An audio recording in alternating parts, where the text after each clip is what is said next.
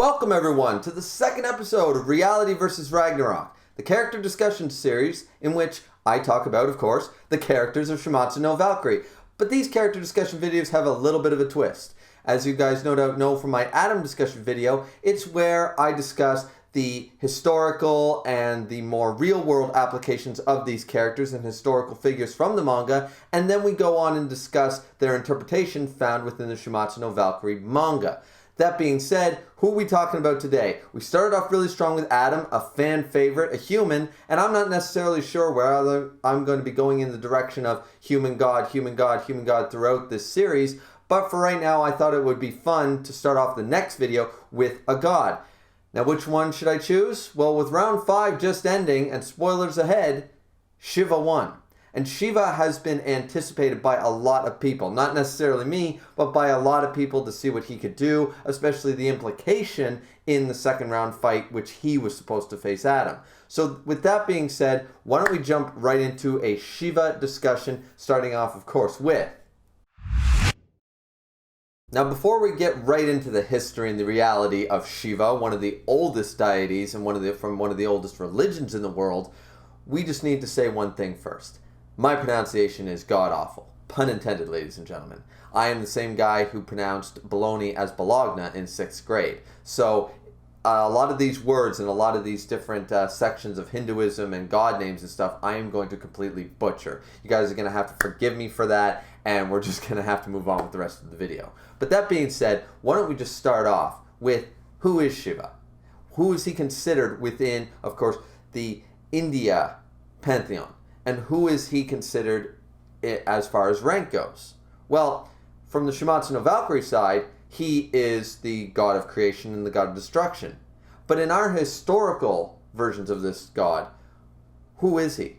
Well, it really depends on the sect of Hinduism you follow. Regardless of the sect, Shiva is always a primary deity. He's always a main deity within Hinduism. But in some, like Shaivism, he is considered the one being, the one god, the supreme, the primal god.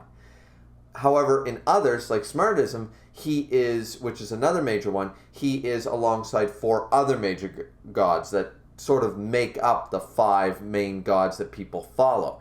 And even in others, he's considered part of a triad with Brahim and Vishnu being creation, one maintaining, and one destruction. Of course, Shiva very well known for being the destroyer or the god of destruction. This being said, before we really jump into Shiva within these texts, I think we need to look at just a very brief overview of Hinduism itself. Being considered by many to be the oldest religion in history, and with over 1 billion followers today, it is within the world's top 3 largest religions to date. The virtues within it, in the most broadest of senses, share a lot of similarities to other ways of life and religions, such as Bushido, or in an even broader sense, the 10 Commandments of Christianity. These are based on the ideals of being an honest, good-natured person throughout life, with many philosophies, denominations, and ways of going about this. Now, interestingly enough, Shiva, though usually hailed as the supreme god or spirit within Hinduism by many people, whether they are a practitioner or not, or within or outside the religion, this, however, from my readings, is not necessarily always true. In fact, it depends on the denomination or the sect within Hinduism, whether Shiva is considered the supreme or ultimate god or not. In fact, Vaishnavism is the largest sect within Hinduism, being more than half of the practicing Hindus today practicing under this sect, which sees Vishnu as the supreme god, and not Shiva, though Shiva, of course, is still predominantly present within this sect. Others believe that Brahim is to be the ultimate god or being, once again, depending on your denomination or your sect within Hinduism. Now, this is all based only on a few days of reading and research. Now, this is all based on only a few days of research and reading. A couple of Google searches here, a few wiki pages there, and I think I know what I'm talking about. But this is also a religion that has spanned thousands of years, and if it's to be believed, it is the oldest religion in history, incorporating so many different things over the generations. So many of the facts that I've listed now, and I'm going to continue to list, may be incorrect or flawed in some way, or may have been proven in a different text or something. So you guys are going to have to bear with me. But that being said, if you guys notice a flaw or an incorrect statement that I've made thus far, or will continue to do so, I would appreciate it if you guys leave in the comment section below with sources or without, however you choose to do it, and tell me what parts I got wrong and how to correct myself for future content and videos. That would be very much appreciated. Now, going back to one of the other major sects we mentioned before in the video, Shaivism, this is one of the major sects of Hinduism where Shiva is depicted as a supreme god, unlike the other ones I mentioned. Sometimes within this sect, he is called Rudra. Now, of course, we all know about Rudra and stuff and the poetic license taken with the interpretation in Ragnarok, but we'll get there. This is still considered, however, one of the biggest sects of Hinduism, even if it's not the largest. And this is likely where some of the Western ideas and the European ideas, especially in video games and other works of fiction, where Shiva is usually depicted as the supreme god of Hinduism and where it came from. Within the sect, this is where he's considered both the creator and the destroyer of the universe, where he creates it, he destroys it, and he remakes it.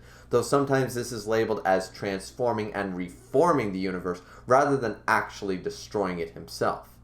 Regardless of the sect or denomination within Hinduism, Shiva is always a primary god of the religion, whether at the top or sharing the position with others like Vishnu and Brahim, like I mentioned before in the triad, where they are collectively the ultimate law. Regardless of the sect or denomination within Hinduism, however, it cannot be denied that Shiva is always considered one of the primal or primary gods within Hinduism, whether he is considered the supreme being or sharing this role with others, or is simply one of the members of a vast number of gods. He is always well represented within all sects of Hinduism from what I could read.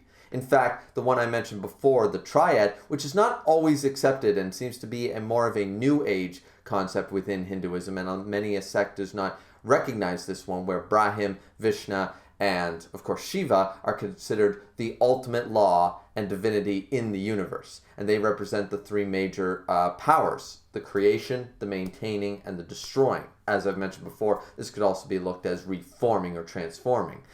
This, however, is, as I said before, not always accepted, but it is also, it seems to be from a lot of my readings, where he got his epithet, the destroyer, from most heavily, and it is mentioned many a time that he is not so much a transformer, but the bringing of the end. Very relevant here with the record of Ragnarok and what Ragnarok represents. Shiva being represented as the destroyer is certainly a very interesting concept and definitely flows within, of course, the interpretation in the manga. Now, the Shiva we know of today, the one that's represented in many paintings, sculptures, statues, and drawings, seems to be more of an amalgamation of some gods that might even predate him and some of the newer gods, all wrapped into one to represent, whether minor or major gods, all to represent the current interpretation that we currently have of Shiva. This is not an uncommon thing across many different religions and mythologies, where the gods end up being sort of swallowed in by other gods to represent multiple aspects. This is not something uncommon in a lot of other religions and mythologies, as I've said. But it is very interesting to see that the current Shiva that we know may not be the same Shiva that they prayed to thousands of years ago. It's definitely an interesting thing to note. But once again, this is only from my limited reading, and I feel free to correct me on this.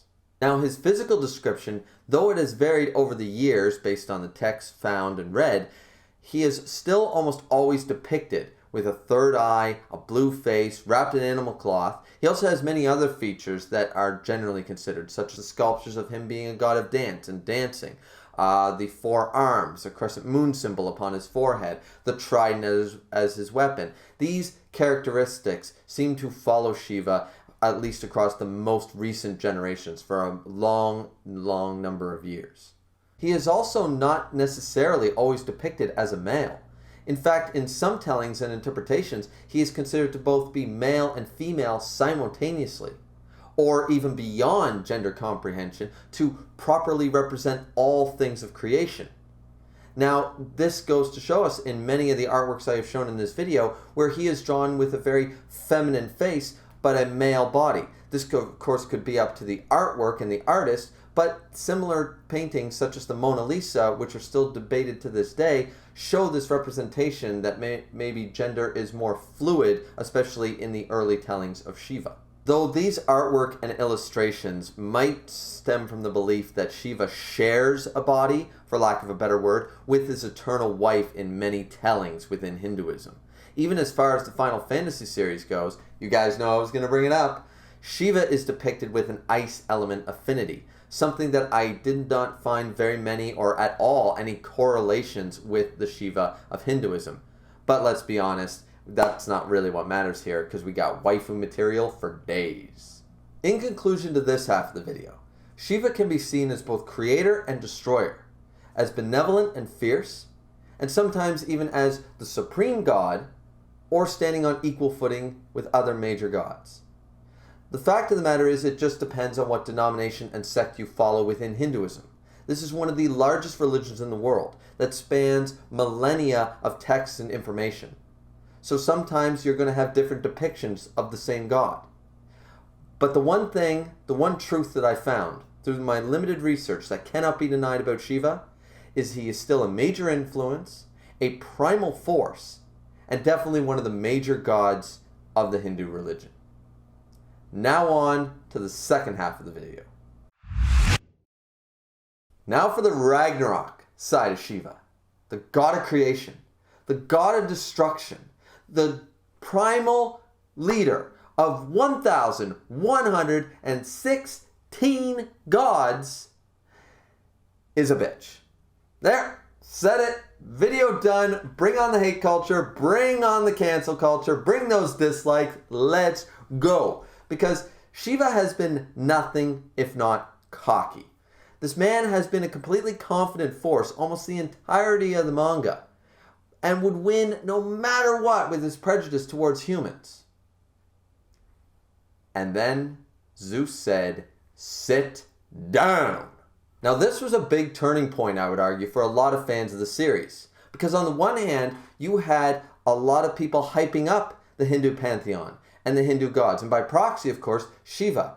And for Shiva to almost be disrespected in this way by Zeus made a lot of fans disappointed from the comments that I read at the time, or outright denied what it implied, that Zeus is stronger than Shiva. Now this is of course a Shiva character discussion. It is not a discussion on what happened between Zeus and Adam and what happened potentially between Adam and Shiva. However, there's just a few key points I wanted to bring up about this, because this rubbed a lot of Shiva fans and stans the wrong way. And I saw so many comments, as I said before, about how they thought Shiva could have beat Adam, or he is on par with Zeus and Odin and etc. And there were other reasons or other excuses as to why he let Zeus fight. Now, on the other hand, you have people who either did not know much about Shiva before reading the series, or just didn't like him, and thought that this clearly showed a pecking order amongst the gods. My personal belief on the matter, which I have expressed many times since that fight was concluded, is that Zeus knew, or at the very least sensed, how very dangerous Adam was. And he had concluded that only he, or at the very least not Shiva, who was on the doctorate to fight, could take down Adam, and that it would be a loss for the gods. Brunhild even mentions that Adam was the trump card and had no problem staking him up against Shiva. When Zeus pinch hit, there were moments throughout the fight where she was very distraught by this last minute change, because Adam, outside of characters like Zeus or gods like Zeus, was supposed to be a sure W for her. And now that we have seen the 5th round and its conclusion with Shiva at full power and as the victor, I think it's still fair to say, regardless of that, this is why Zeus intervened. Shiva would have lost to Adam. Now this has likely pissed off a lot of Shiva stans. So we said our piece on that. I knew people would want me to bring it up. Now we're going to move on to, of course, Shiva's the fight in round 5 and his backstory. Because honestly, he sort of impressed me. Not so much with his abilities, but his character backstory. And just like how other combatants, such as Thor and Zeus before him, having gained a level of respect for humanity, or at the very least, the very worthy opponent in which he faced. Because before this, he looked upon them like ants. In the end, he had a warrior's respect for Raiden, and he gave him a quick and clean death during the final moments of round 5, even if it was brutal. Now, of course, I can't show many panels, especially of the latest chapters, because as YouTubers, we never know when a copyright raid is going to run through us all over again. But suffice it to say, during this fight, I thought some of the best artwork, and a lot of people agreed with me on this during the streams for chapter 40 and 41, we saw some of the best artwork to date, and we saw some of the most brutal attacks that I haven't seen since Lu Bu had his bones literally break out of his feet. That was intense and brutal, but some of the stuff in this fight was so intense. And going from one of the weakest starting fights, dragged on, especially being intervened or interrupted with the Buddha and Loki storyline, it looked to be one of the weakest fights in the series, but it ended extremely well. And it had a very clean and impressive ending to round 5. I even have to admit that the form we saw, the final form of Shiva, looked extremely badass when he ate the Mara devil fruit. He looked incredibly cool, and I've seen many different colorations of this new form of his, and all of them look fantastic, whether he maintains his blue skin, whether his skin turns to a fiery red color, whether it turns orange, no matter what interpretation you have, whether it's blue flames rather than red flames around him. I've seen so many colorizations that I unfortunately can't really show in this video, but a quick Google search, you guys will see how impressive and how badass Shiva did look. Even me, as not someone who exactly is a huge stan or fan of Shiva in this story, I can't deny how badass he looked and how clean the end of the fight really was, how brutal it really looked. And now we get to his backstory, which is a lot different from anything I found in my limited research, and taking a lot of poetic license, as the mangaka has done with other characters in this series, because this one seems to follow the belief in Shaivism, as we discussed before in the reality section of the video, that Shiva is considered the supreme god, and does not share this position like in some other sects, or is below other gods in other sects. Here he is still considered the destroyer, but alongside his best friend Rudra, the god of storms, who, as we mentioned before as well, is sometimes considered a separate god from Shiva, but normally used as another name for him in many different parts of Hinduism. This to me was actually a fantastic idea, especially the idea of them being these meh gods at the start and fighting their way through over 1,000 gods to reach the top, to reach the summit, the pinnacle. This seems to be a completely original story for Shiva. This seems to be completely original, and as I said before, heavy use on poetic license for Shiva's backstory. Nothing I found in a brief overview of Shiva's history seems to indicate that anything like this took place in any of at least the major sects of Hinduism. Now, once again, I had very limited research on this for a very wide and very big and very long religion and its history, but this seems to have been very based on what the mangaka felt would be a good backstory for Shiva.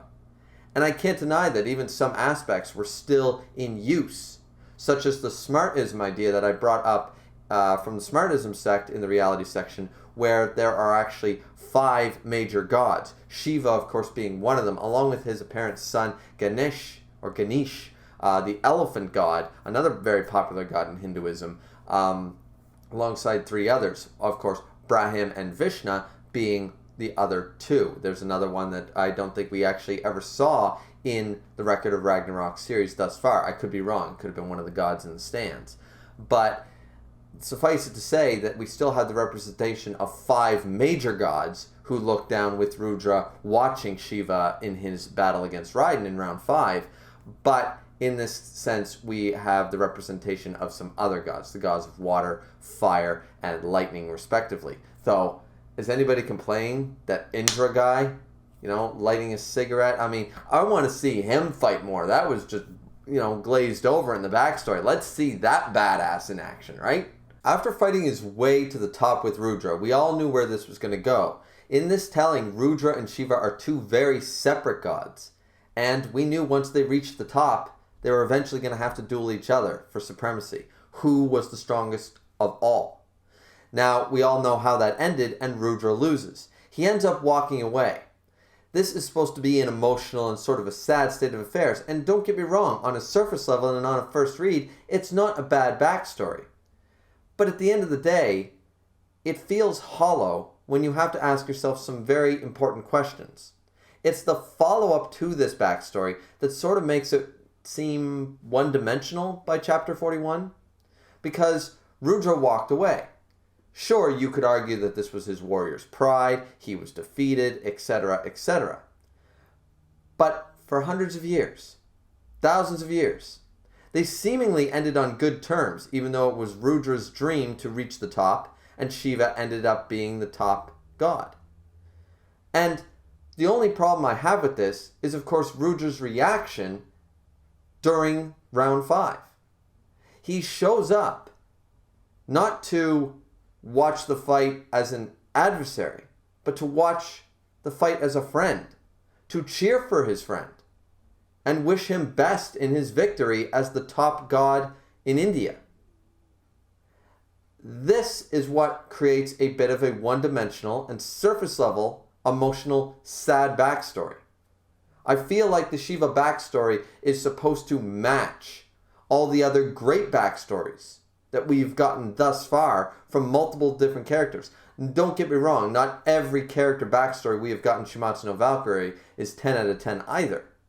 But coming off especially the emotional impactful fight like round 4 with Heracles and Jack the Ripper, I felt, and Raiden, even Raiden, his opponent's backstory, I felt was definitely more fleshed out. With Rudra's appearance in the stands, after walking away for hundreds, thousands of years for all we know after he defeated him at the top of the mountain, why appear now? Why not show up before?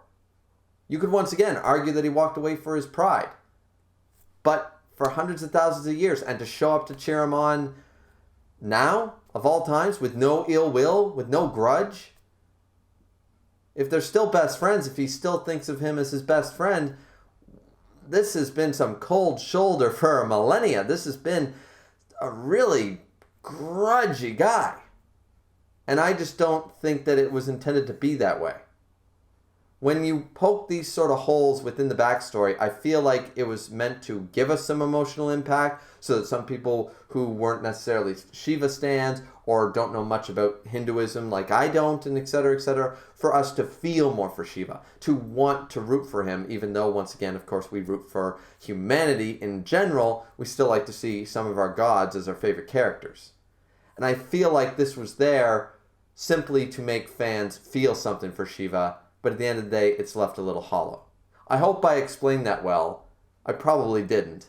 But I just feel like this emotional impact is sort of surface level because of Rudra's appearance at the end of round 5. Shiva notices him, and all he does is cheer for his best friend. As though the last few thousand years, I was just walking away from you, and I didn't pick up the phone for 1,000 years. You know, I know you missed me terribly, but it just doesn't add up very well. That's all I'm saying. Finally, I guess we should talk about the fight's conclusion.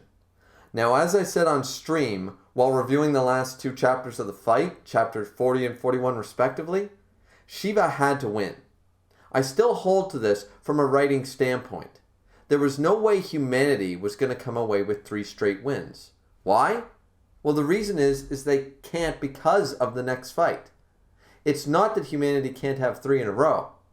It's that it sets up an already decided fight with a god W regardless who is in round 6.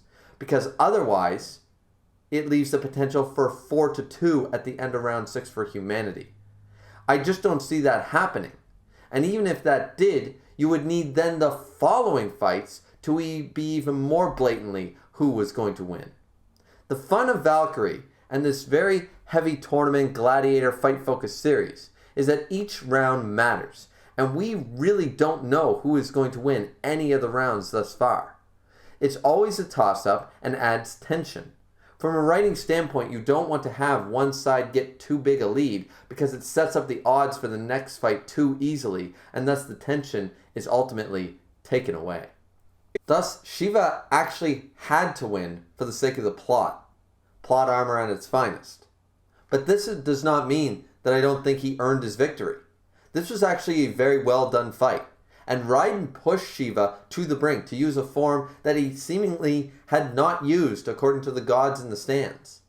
This was Shiva at his ultimate power, similar to how Zeus went into his Adamus form or his diamond form against Adam. This was Shiva pushed to the brink, and very similar to, once again, Thor and Zeus, like I mentioned before. At the end of the fight, he ended up having a great deal of respect, where he thought of humans as nothing but cattle, insects, ants, dirt below his feet. He now had a fundamental respect, at the very least for Raiden, if not for some more of the human warriors that have been in these rounds. He might not respect humanity, but now at least he has a respect and appreciation for individuals from humanity. And this has been a small growth for Shiva as a character. And I'm glad that this has, you could argue in fact, that a lot of the humans, or a lot of the gods I should say, come away with the same ideology by the end of it. We've so far had 3 in the face of Thor, Zeus, and now Shiva. You could say that this is becoming almost boring or dull, but I don't think so. We have these arrogant gods, some of them thinking of humans as not even worth their time, and others just looking for a good battle opponent and not seeing one in all of humanity. And then they become pleasantly surprised and start to enjoy these battles, being pushed to their limit by something they considered frail and weak. It's good development where all of the gods, or most of these gods, seemingly hold the same character trait of arrogance, and it becomes shattered during their respective rounds. Now, once again, this fight was definitely not one of the best fights in the series, but it certainly got better as the chapters went on. Some of the brutal attacks that I mentioned before in chapter 41 and 40 were wonderfully done, and some of the best artwork of a fight we've seen thus far. I feel like even though the Buddha and Loki plot line is very interesting, and we really do need a subplot in this series to continue some other hype outside of the very tournament arc style, it really chopped up this fight, and upon reread, it was a lot better. On a month-to-month or bi-weekly basis, it became difficult to enjoy the fight as much as upon a reread, similar to how some arcs seem to drag in many other series. Now, as far as where would I rank this fight, I know I don't think I did this for the Adam Zeus or the Adam video, but that's easy. It's a toss-up between that and, of course, round 4. I think I would put this in the 4th spot. I enjoyed this fight more than Lu Bu versus Thor. It doesn't mean Lu Bu versus Thor is bad. And it might even be tied for 3rd, because I hated Poseidon and clearly wanted Sasuke to win. And Sasuke had some very badass attacks. The fight was extremely cool. However, I would argue that I was more on the edge of my seat for the Shiva Raiden fight, because I started to grow more likability for both sides, where when the fight began, I gave 2 shits about Raiden and cared even less about Shiva. By the end of the fight, I actually did care. I wanted to see how this was going to develop, wanted to see who won. Whereas round 3 did not have that for me. I clearly wanted Sasuke to win and couldn't stand Poseidon. That's why I would argue that it might be tied for 3rd place for me. Just in case you guys are curious of my thoughts on a ranking system. At the end of the day, I don't hate Shiva.